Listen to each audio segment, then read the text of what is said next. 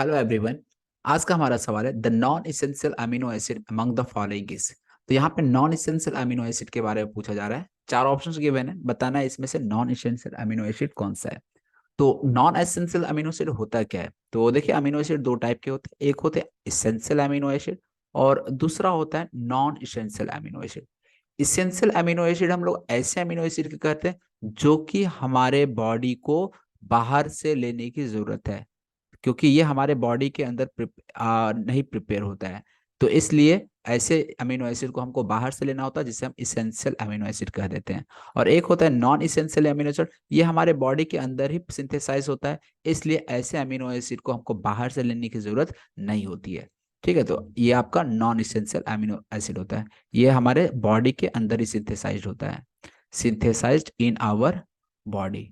जबकि यदि हम non essential essential amino acid की बात करें, ये do not synthesised in our body.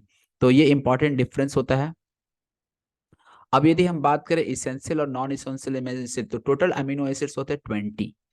Total amino acid होते हैं 20, जिसमें से 10 इसेंशियल होते हैं और 10 नॉन इसेंशियल अमीनो एसिड होते हैं। तो हमारा यह जो सवाल है नॉन इसेंशियल अमीनो एसिड से है, तो हम नॉन इसेंशियल अमीनो एसिड की बात कर लेते हैं। तो जो 10 नॉन इसेंशियल अमीनो एसिड होते हैं ना, वो आपके नॉन इसेंशियल अमीनो एसिड में आ जाते हैं। इसका जो निमोनिक से जो हम यूज कर सकते हैं याद रखने के लिए, गैस पे सीटी। जैसे गैस पे कुकर चढ़ा है, उस पे सीटी बज रही है, तो ऐसा आप रिलेट कर सकते हो उसको इससे।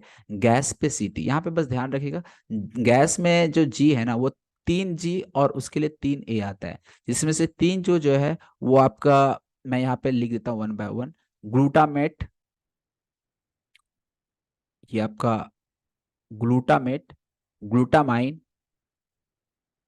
और एक और जी जो है वो आपका ग्लाइसिन होता है। ग्लाइसिन थोड़ा सा स्पेशल भी है, क्योंकि ये एकमात्र ऑप्टिकली इनएक्टिव अमीनो एसिड होता है। टोटल 20 अमीनो एसिड में एकमात्र optically inactive amino acid glycine होता है। तीन एक यहाँ पे 3 जी है, 3 ए आएगा। एक आपका एस्पेराजाइन होता है, एस्पेराजाइन। इसके बाद एक आपका एस्पार्टेट होता है, और एक आपका अलानिन होती है। तो ये 3 जी 3 ए। एस जो है वो आपका सेरिन होता है, ये सल्फर कंटेनिंग अमीनो एसिड का एग्जांपल भी होता है। P4 आपका प्रोलीन होता है। फिर हम C4 सिस्टीन, और आपका टी जो है वो आपका टायरोसिन होता है।